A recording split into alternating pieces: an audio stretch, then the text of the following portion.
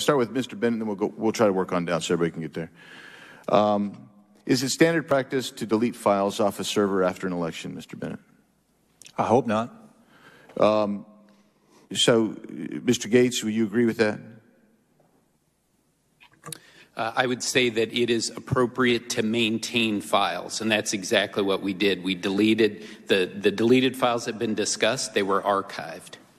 So you admit that you guys did delete, Maricopa County did delete files off the server after the election? That are archived.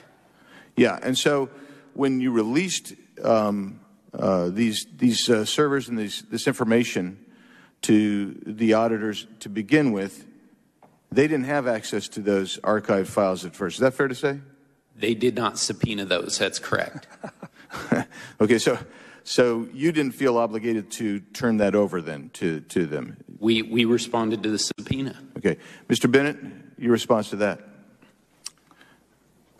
I find it, frankly, laughable to suggest that a county, in response to a subpoena, could say we will delete files from the hard drives and materials that we give to the auditors because we have those files archived on data that we did not give to the auditors when the subpoena said turn over all the records related to the election.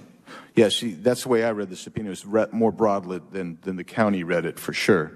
So, so your Twitter account mentions that the purging of the 2020 election database in the beginning of February is a standard practice.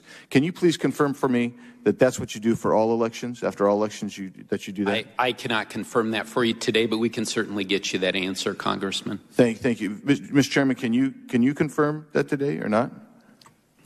I really can't confirm that either today.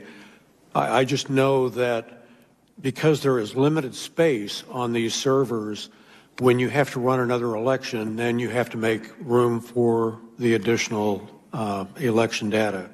So was there additional? Was there still? Well, let me just rephrase this.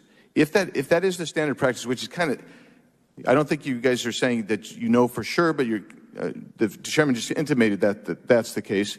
Can you explain to me why data was still present for prior elections on the databases in and of itself? Yeah, again, I don't have an answer to that question, but we'll certainly get you an answer for it, Congressman. Okay. All right. I would appreciate if you would give me that information.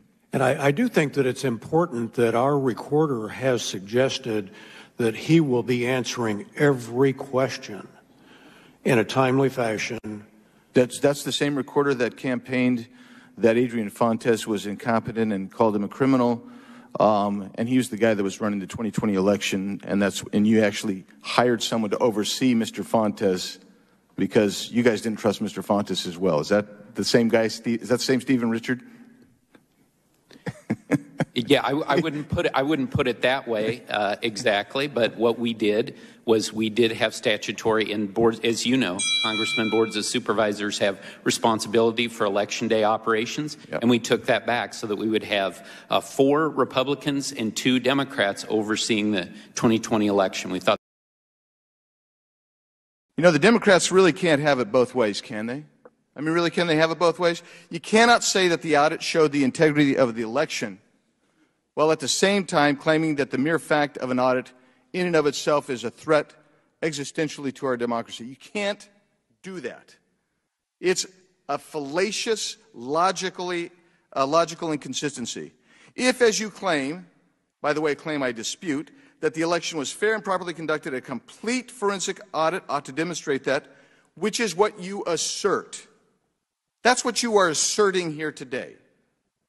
But at the same time, you're saying, well, while the audit confirms what we think it did, when you cherry pick some of the statements from the audit report, you're also saying that an audit undermines the election integrity. Do you see the inconsistency of your position?